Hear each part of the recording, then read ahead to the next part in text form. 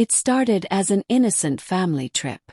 My husband, his son from a previous marriage, and I decided to take a week-long vacation in a remote cabin nestled in the mountains. The goal was simple: disconnect from the noise, reconnect as a family. But from the moment we arrived, something felt off. The cabin had a room shortage. One bed too few. My husband brushed it off like it was no big deal. He asked if I could share the queen-sized bed with his son for a night or two until we figured something out. "It's just sleeping," he said with a laugh. "You both are adults." I didn't want to seem dramatic, so I agreed. His son, my stepson, was in his early 20s, polite, quiet, and kept to himself. We weren't close, but there was never any tension, at least not until we lay side by side that first night. We kept a noticeable distance on the bed, lying stiffly on opposite edges, careful not to touch. The room was dead silent except for the sound of our breathing. I faced the wall, but I could feel his presence. I couldn't sleep. Maybe it was the strangeness of it all. Or maybe it was the fact that for the first time in a long time I felt noticed, seen. Not in a sexual way, not yet. Just acknowledged. My husband hadn't looked at me like that in years. He'd become more of a roommate than a partner. Routine had replaced romance. Conversations were just logistical exchanges. I didn't remember the last time he touched me without distraction. I didn't remember the last time I felt like a woman instead of a chore. The next day passed quietly. Everyone was tired from travel. My husband was already distracted with phone calls, checking work emails, pacing around the patio while sipping whiskey. I stayed inside, reading, trying to distract myself from the discomfort that had settled deep in my chest. That night, the room situation hadn't changed. We didn't talk about it. I went to the same bed, and so did he. Again, no touching. But we talked. A little at first, small things. Then I opened up more than I expected. I don't even know why. Maybe it was the safety of darkness. Or the way he actually listened. I told him I missed being looked at like I mattered. He didn't say much, but his silence was weighty, intentional. Listening. Absorbing. I noticed how mature he was for his age. Observant. Thoughtful. Nothing like his father, who didn't notice when I wore something new or changed my hair. The stepson noticed. He didn't say it, but I could feel it. It wasn't sexual. Not yet. But there was something electric in that silence. Pull. A hum beneath our words. Something no one talks about, something forbidden that starts slowly, quietly, harmless until it isn't. That night, I lay in bed awake, wide-eyed, breathing carefully, wondering what I had just invited into my life without saying a word. I told myself it was nothing. Just two people in a strange situation, making the best of it. But the next few days blurred that line.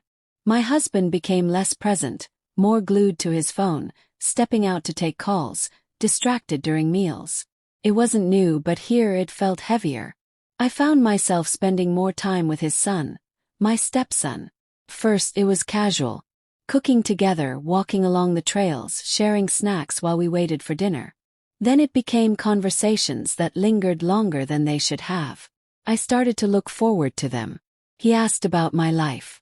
Not the surface-level stuff, but questions that felt personal. He wanted to know what made me happy, what I wanted, what I missed. I didn't realize how much I'd been needing someone to ask.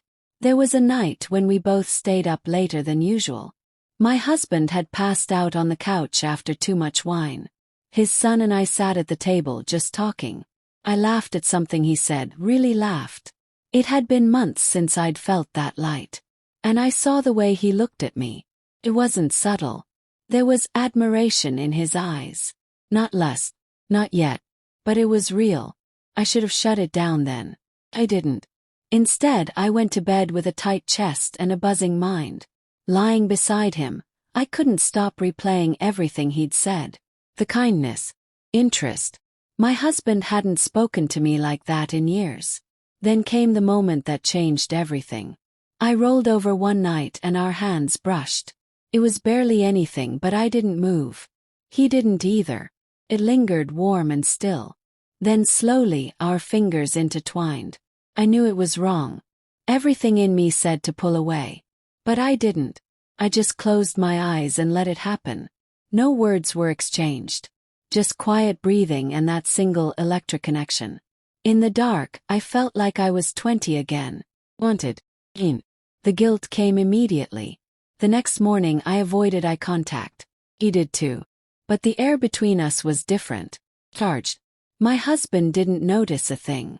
He was too busy talking about meetings and signal strength. At one point, his son caught my glance across the table and held it for a second too long. I looked away. But I felt it, he wanted more. And I was afraid I did too. By the fourth night, it wasn't awkward anymore. We had grown used to the quiet, to the closeness. There was comfort now.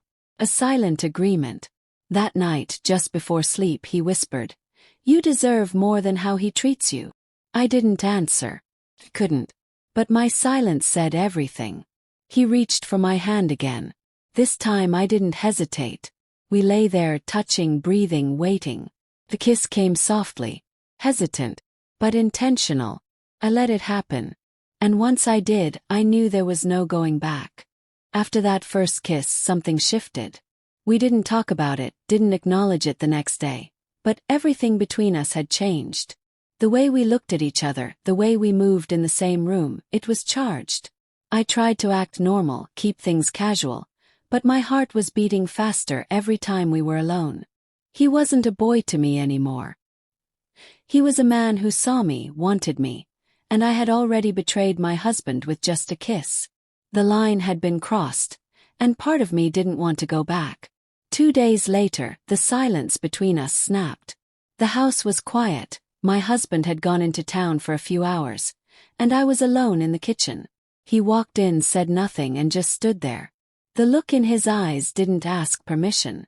It was already decided. When he touched me, I didn't resist. I should have. I should have walked away, but I didn't. Everything I'd been craving, attention, passion, intimacy, I felt it all in that moment. It was reckless. It was wrong. And I didn't care. I wanted to feel something again, and he made me feel everything. Afterward, the guilt hit hard. I couldn't look at myself. I told him we couldn't do it again, that it was a mistake. He just nodded. But that night we were back in the same bed, and the way he looked at me, it wasn't going away. I was lying to my husband's face. Smiling when he asked how my day was. Acting like nothing had changed when everything had. The days that followed were a blur of stolen touches, whispered words, and moments we should have never had. I started seeking him out, craving his presence. I wasn't in control anymore. Every time I told myself it was the last time, I broke that promise within hours. He told me he was falling for me. That he couldn't pretend this didn't mean something. And the scary part, I didn't push him away. I let him say it. I let it sit there. I wanted to believe it.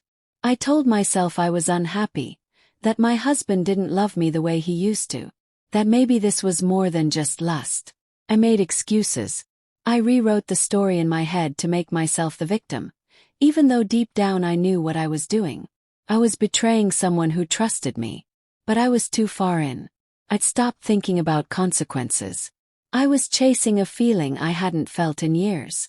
One night, while we were tangled up in that secret world, we heard the front door creak. My husband had come back early. We scrambled, heartbeats racing. Nothing was seen, but the fear was real. After that, we got more careful, but the thrill only intensified. We were reckless, selfish, completely lost in our own bubble. I knew it was going to explode eventually. I just kept pretending we had more time. Coming back home was like waking up from a dream I didn't want to admit I'd been living in. The routine picked up right where it left off. My husband was back to work, back to silence, back to not seeing me.